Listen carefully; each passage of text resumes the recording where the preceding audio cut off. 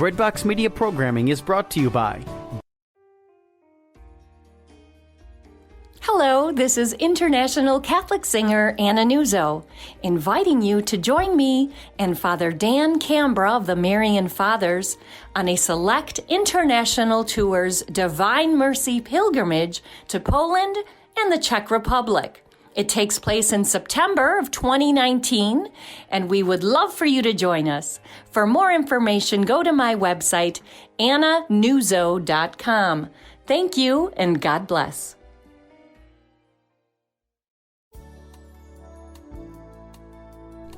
Looking for the perfect First Communion, Confirmation, or RCIA gift? Consider a beautiful, heirloom quality, made-in-Italy rosary from Ghirelli. A Ghirelli rosary will be prayed with and cherished forever, guaranteed. Shop Ghirelli today. That's GHIRELLI.com.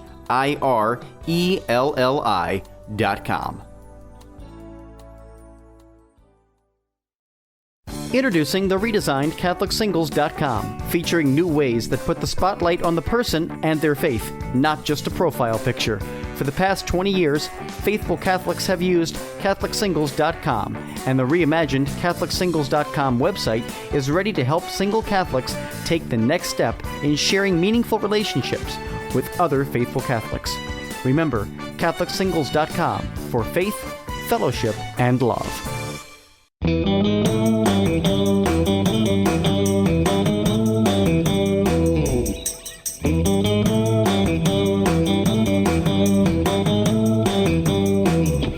And welcome back to another episode of Lisa, Hendey, and Friends. We are going to go on the road this week. I have the great joy of bringing you along to a film junket for the movie Breakthrough. This will actually be opening in theaters this week, and really excited to take you off for an interview with not only the director of the film, Roxanne Dawson, but also the subject matter of the film, John Smith, and the film star, Chrissy Metz. Breakthrough is based on the inspirational true story of one mother's unfaltering love in the face of the impossible odds. When Joyce Smith's adopted son, John, falls through an icy Missouri lake, all hope seems lost, but as John lies lifeless, Joyce refuses to give up. Her steadfast belief inspires those around her to continue to pray for John's recovery, even in the face of every case, history, and scientific prediction. So the film will be out in theaters, and I'll be sharing on this podcast a few introductions and interviews with those cast and crew members. But let's just listen right now to the trailer for Breakthrough. Rise and shine. Breakfast is ready in 10 minutes. And don't make me come back up there. This is our town. It's a close-knit community, the kind of place where everyone knows everyone. Hi, Miss J. Hey, how are you girls? And we're always there for each other. Nice sermon, Pastor. What do you guys have on for the rest of the day? Well, John has a basketball game. Yeah, I've seen this guy hoop it up around here. This kid is so lit. Text your mom tomorrow and tell her when and where to pick you up. And don't do anything stupid. Love you guys. Boys, get off the ice! We're training for the Olympics, sir. Cindy. He's been underwater for more than 15 minutes. It's gonna be a recovery, not a rescue. I got something. We got him! We've done everything medically possible. There's nothing more we can do. No. Please, God, send your Holy Spirit to save my son.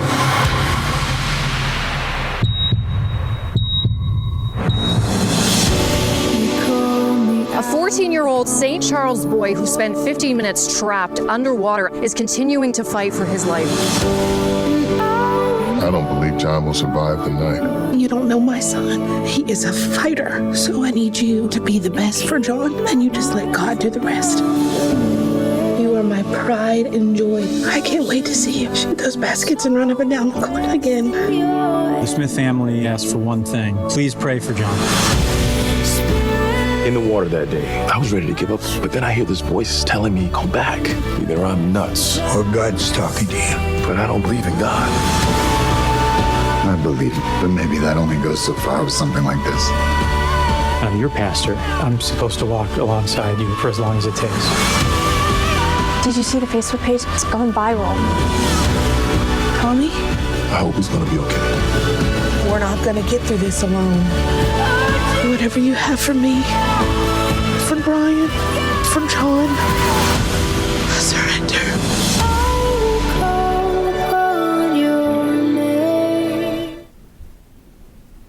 So let's head over now to Beverly Hills. We'll head over to the Four Seasons for today's junket for Breakthrough. We're going to be having a few conversations, and I'm super psyched to bring them to you. So here we go. First of all, thank you so much for the beautiful job that you did in the film. I think it was really remarkable. Say a little bit about what it was like to play Joyce. It was incredible. You know, she's a force. She is an absolute inspiration, and she's flawed. You know, she's unwavering and she's consistent, and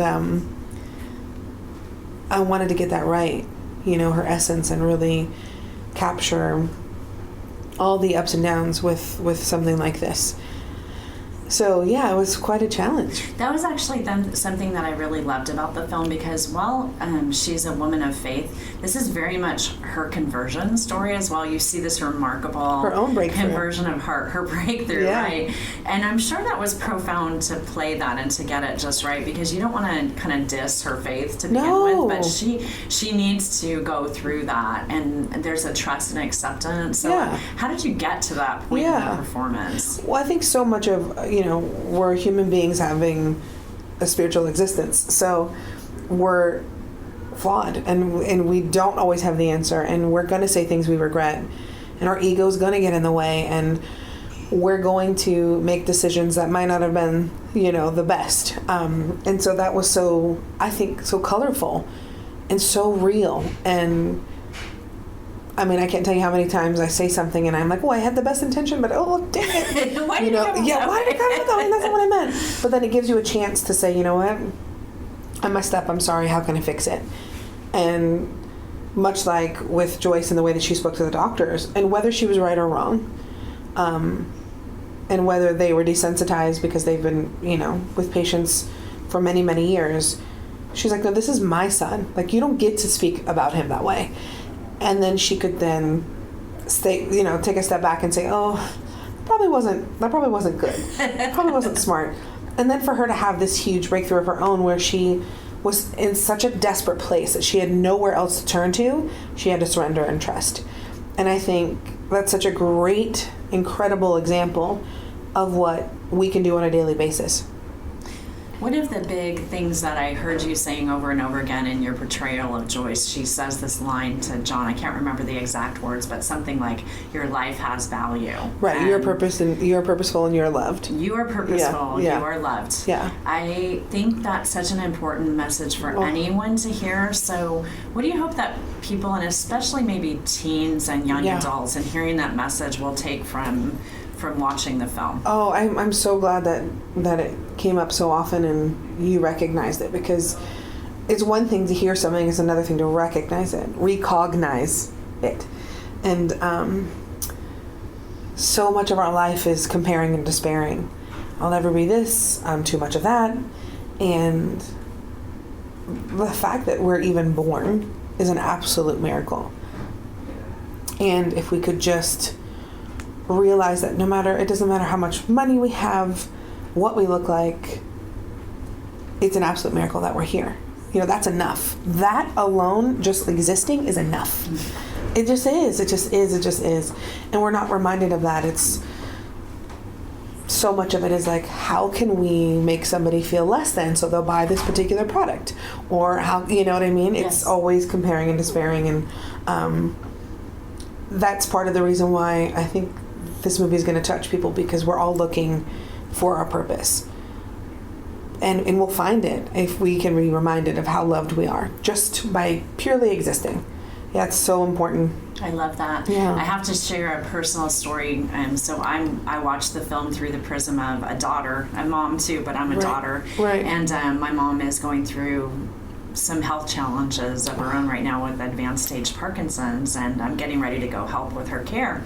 And so watching the film really provided me a lot of hope about the fact that healing comes in different forms, right? And that that's what I saw in your portrayal of Joyce, that she got to the point where she was hoping for a miracle, but she had already seen miracles too. So I want to say thank you on behalf of families that will get that message, and just to ask you what it's meant to you in your own life to play this woman, to play this part. Yeah, it's so nice to be able to have these conversations with everyone, you know.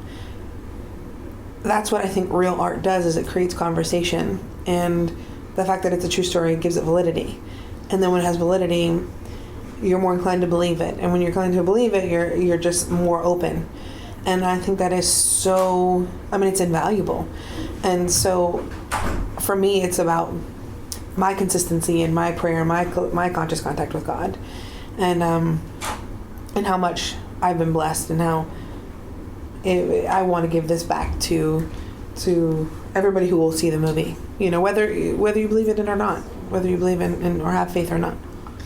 Well, I think that we can recognize the power of a community, and that's definitely 100%. what the Smiths had around them. I had the great chance to talk to John today, and to is he incredible? Yeah, I really thought he was, and I mean, what a great thing for a young man to see, not only to see his life, but also to see the impact that his life can have on other people, and that's ultimately, I think, what we hope for all of us, that you know, that we can make our world a better place. Yeah, so. And we're stronger together than we are apart. Chrissy, I know you've had a long day. Any kind of final thoughts or encouragement to people who might be listening about why they should see this film, and particularly maybe why to go see it with family? Yeah, you got to see it. And it's really so wonderful and heartwarming and inspiring. And it's always nice to have that, like, you know, bonding time with your family. But also, if you're looking for something and you're looking to be inspired or reminded of how important you are, and if you just want to feel something, you got to see the movie.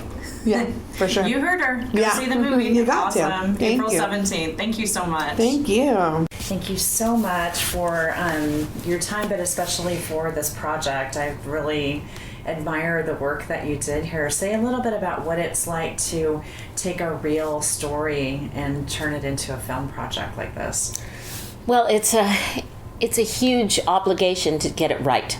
And that was a priority that stuck with me every single day on the project. As we were developing the script, as we were shooting it, I spent a lot of time with the family beforehand, visiting them, spending time in their home, visiting all of the locations, talking to the first responders, the doctors, going down to the lake where it happened, spending time with John. All of that really influenced me in terms of trying to tell this story as true as possible, to really, because we don't need to embellish this message. I mean, it's event, it is dramatic enough. Why, you know, and an audience is smart. They're very smart these days. They can tell when we're trying, you know, to embellish something or create something that's not there, and there was no need to. The story in its raw form moved me completely to my core, and all we needed to do was really tell that story truthfully, and to get the message out.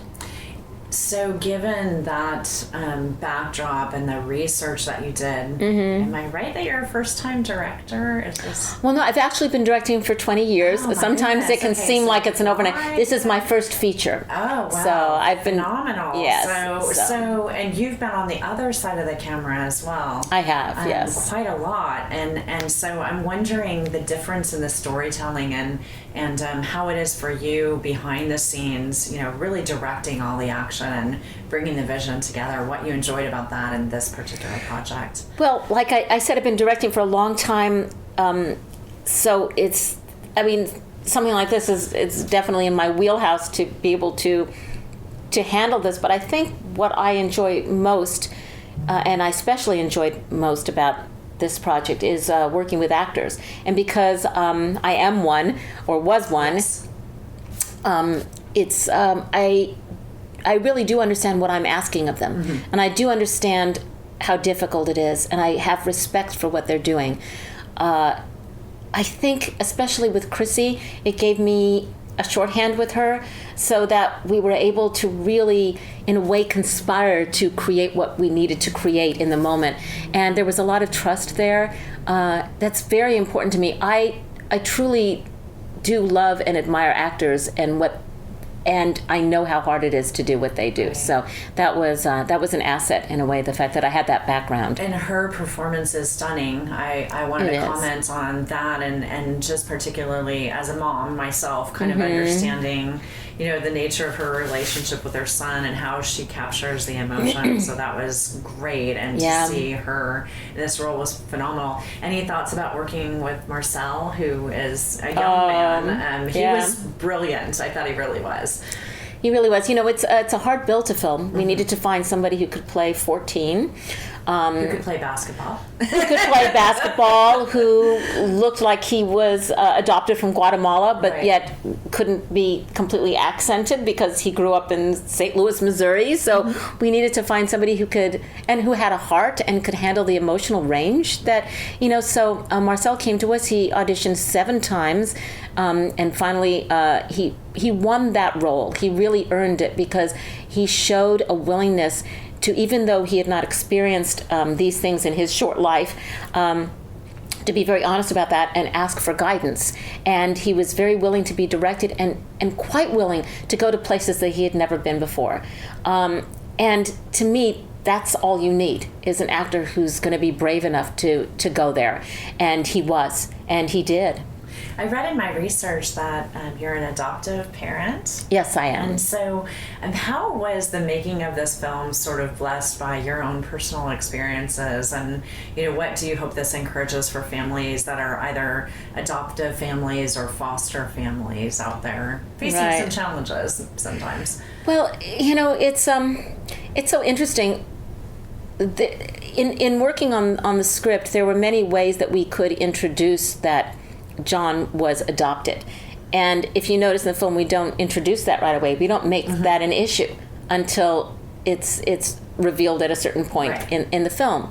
And I think it's important because it's not an issue with my daughter. She is my daughter, and I do believe that our children come to us in different ways.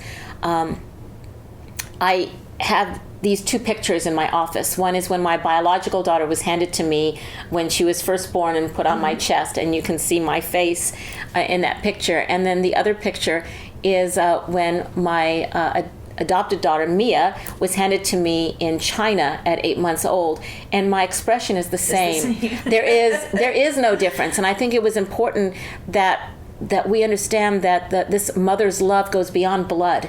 It's about being a mother. It's not about whether that person is your blood.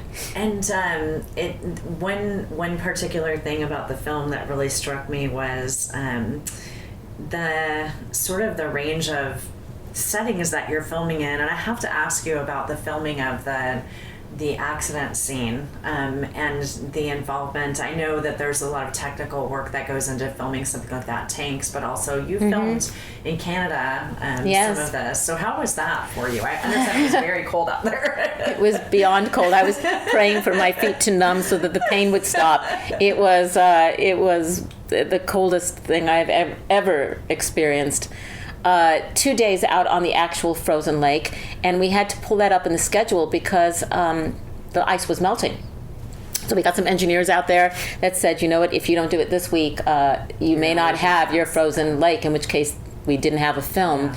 So we were still in the middle of prep. We still were not prepared to begin shooting the film, but our wonderful line producer, Becky Trujillo, said, come on, we've got to pull the trigger on this one. We're just going to go in there and shoot it. So we got the people together enough to at least get these 2 days of shooting done out on the lake. And the rest of that sequence was shot in tanks for 3 days, a deep water tank for the underwater sequences, and then one that was more shallow for the surface sequences for the first responders and for the boys when they were at the surface of the water. And all of this was carefully storyboarded. I talked with every department, and we figured out at every point who was responsible for what, from visual effects to special effects to props. These actors who were out on the ice to begin with and had to be cold when we were in a warm soundstage, and all of that involved them being able to act that as well. And we pulled it together, hopefully seamlessly. But it was really quite a collaborative feat. There's another moment in the film that really struck me, and it's the prayer vigil scene that happens outside of the hospital room. Say a little bit about filming that particular scene. Well, that was such an emotional night for everybody. It really was. Taylor Mosby, who played Shayla, she blew us away in her audition when she first sang the song. We knew that she would be singing it, and then we had an arrangement done, just for her and for that vigil, and everybody out there singing. It was. I think we felt the same way that the audience watching it feels. I mean, I was in tears at the monitors. A lot of the group out there was in tears. It's not only such a beautiful song, but in the context of this film, and then intercut with the scene that's happening inside the room. I think it just transcends so many things, and just it really speaks to the power of community. And community, one last question about a scene. You have this very stirring scene at the end of the film where you have all the first responders in the church. You had the family present that day. Say a little bit about that particular moment in the shooting. Well, that was a reenactment of the first responders service, which actually did happen. It's actually available, I think, on YouTube. You can go and watch the whole thing. And so this was a condensed version of that actual event. And we did have the family present on the day that we were shooting it. Right. And what was really interesting is that it's, as you know, it's an emotional scene, and especially for John, who has to go through what he sees when he sees how many people were praying for him to help him survive. But what was really neat is that we had all of these extras in the house who had been there all day long, and so tired, and watching this over and over again, the scene over and over again. And right towards the very end, I decided to bring out the real family on stage just so that all the extras could see them. And, I figured they'd be jaded by this time. They were half watching. They weren't involved. They're just sitting there. Yeah. And they came out on stage and got an unending standing ovation. Wow. Because I guess that crowd had been, they were really watching the whole day. They were really into this. They weren't just extras. They were, again, part of the community. And I was blown away by their emotional response to seeing the real family up there. I think that is the ultimate message of Breakthrough, that there's something here for everyone. Yes. That it's not just the story of this one family, but the story of hope and faith and trust for everyone. So congratulations. Any closing thoughts? No, I'm hoping that this will be received in the way that I think it should be, and that I'm hoping that people of various faiths and walks in life, and anybody who doesn't need some inspiration and some hope, and to be reminded that you aren't alone. So please go see this film. I think it can change you.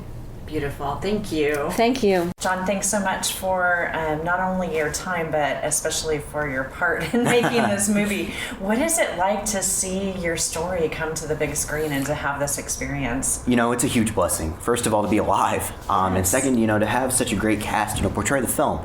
I personally couldn't have picked a better cast, and, having Marcel Ruiz play me, I love the kid.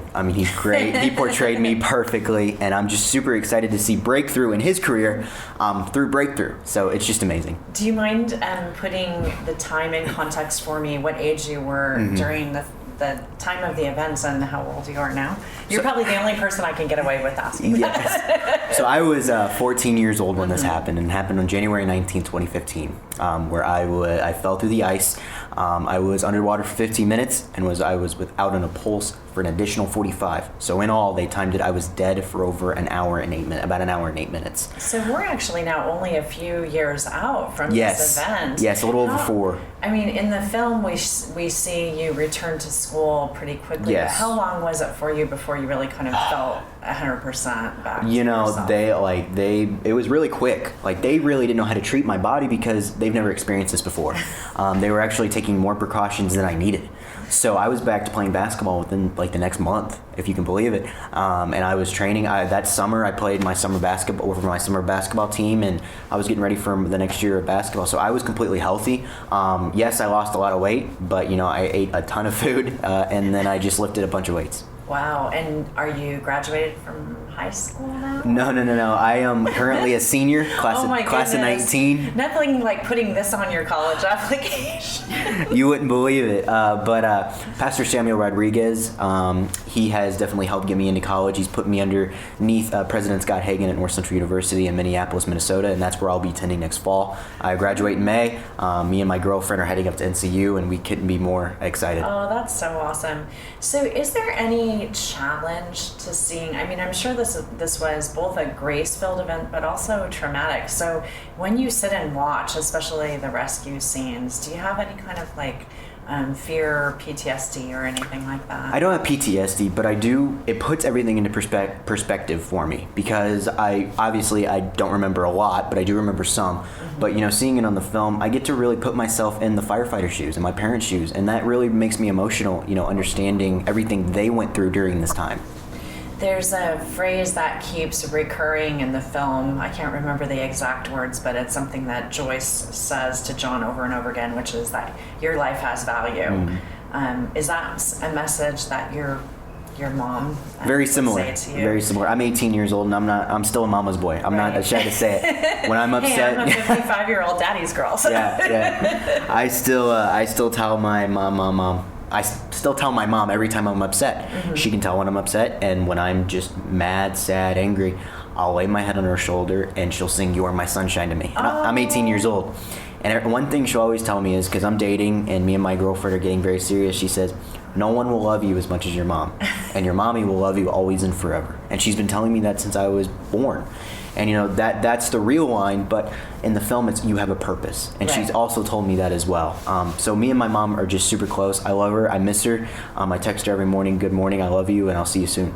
So that message, you have a purpose, to me, you've made a film, or a film has been made that any family can go see with teens, and I really think they should, because while my own kids are older now, I can remember that phase of their lives, and those moments where there might be a little bit of friction between a relationship between a parent and a kid. So what do you hope for families that would go out to see it together that the kids might take away from seeing the film? I really want the kids to take away that a mother's love is so powerful, and a father's love is so powerful. And it puts into perspective to me is as a teenager born in 2000, it identifies the sacrifice that they give. Mm-hmm. It really does. My dad used to get up at 4 a.m. every morning, go work at Boeing, and then go work for the St. Louis Cardinals, wouldn't get home until 2 a.m. for my private school education. And I really never understood that until I got older. But this film puts into perspective a mother's love, a father's love, their sacrifice, Pastor Jason sacrificing his time. It's just a whole family thing. And it shows people that family still matters, and it's still important to this day, because people nowadays just want to shove their kids off and run away. This film shows... Or put a screen in their hand. Exactly. This film shows that a family is still important as it was from the beginning. And one other big message of the film, and something that your character faces, or Marcel, who plays you, faces, is this sense, you have been adopted, yes. and you've been specially chosen as part of your family, but there's sort of this coming of age theme that's happening in the film, where he's not only struggling with being a new teen, but also with being maybe kind of really understanding why his life, why your life, why it happened this way. So say a little bit about how this can help foster kids and kids who've been adopted into families. The best piece of advice I can give them is forgiveness. I struggled with this until I was 16, 17 years old. My birth mom's name is Lolenta Lopez from Mexico City, Guatemala.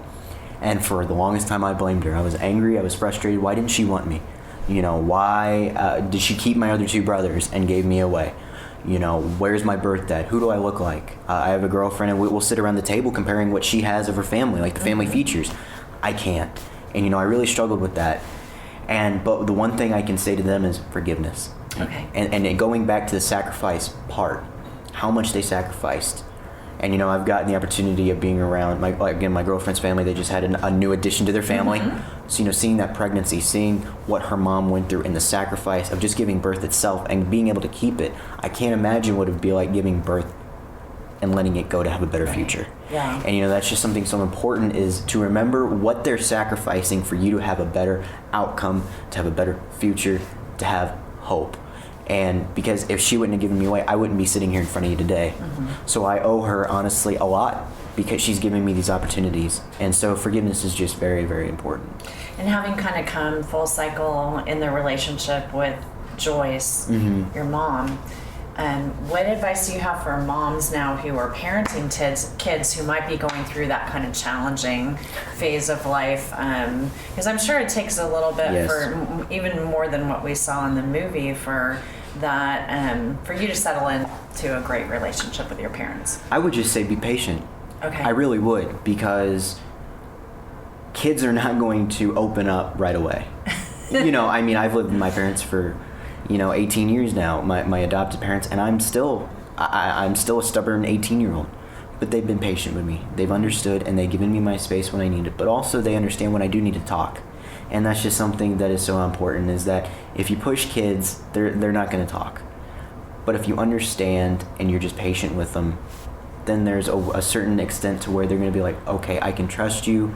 Even though I already do trust you, I can trust you more to open up about this topic.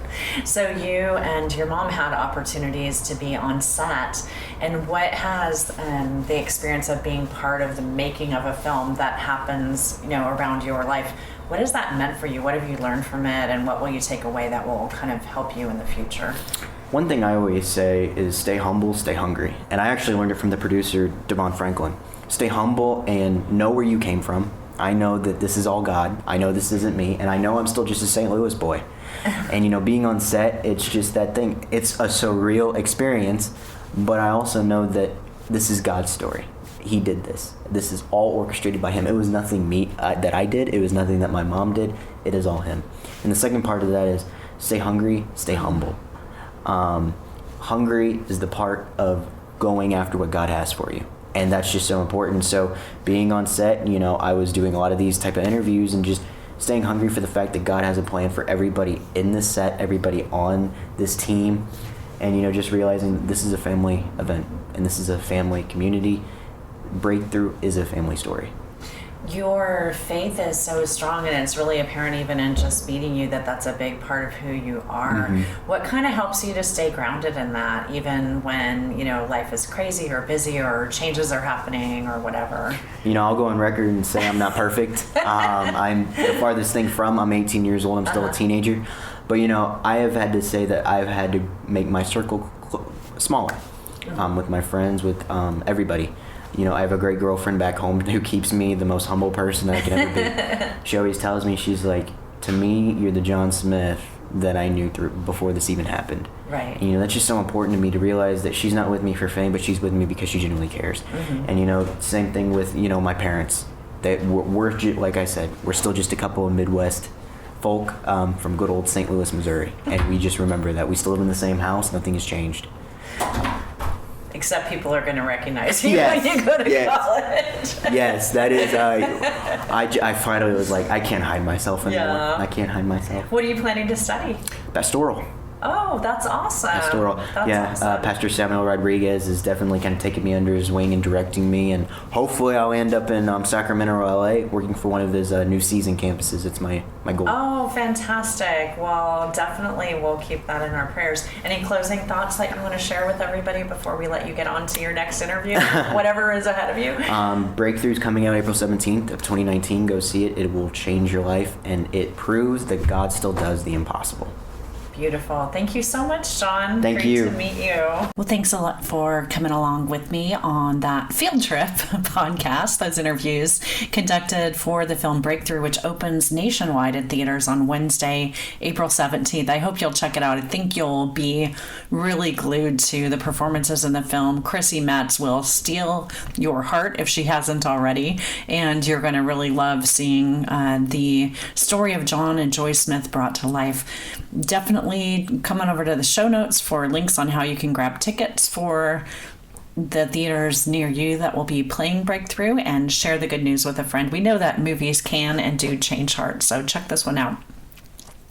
I am on the road this week. As you're listening to this, I am flying to Gulfport, Mississippi to be with my family, and so please, if you could just send some prayers. I'll be sharing more about that little situation in the weeks ahead, I'm sure, but in the meantime, I could just use your prayers, and be assured of mine. I hope you have an awesome week, friends. I'll see you soon. God bless.